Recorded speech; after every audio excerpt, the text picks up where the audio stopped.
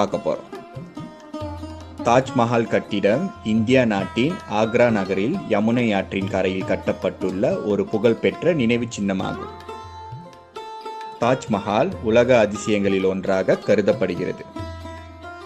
இக்கட்டிடம் முகலாய ராஜாவான ஷாஜஹானால் 1631ஆம் ஆண்டு தொடங்கி 1654ஆம் ஆண்டுகளில் இறந்து போன தன் மனைவி மும்தாஜ் நினைவாக 22 வேலையாட்களை கொண்டு கட்டப்பட்டது.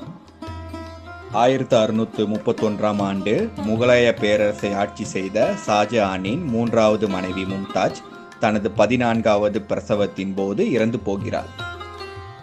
ஷாஜஹானின் மனைவி மும்தாஜின் நினைவாக அதே ஆண்டில் அந்த கட்டிடம் கட்டப்பட்டது. இதனால் தாஜ்மஹால் காதலின் சின்னமாக கருதப்படுகிறது. தாஜ்மஹால் பளிங்கு கற்களால் கட்டப்பட்ட கட்டிடமாகும். இக்கட்டிடத்தில்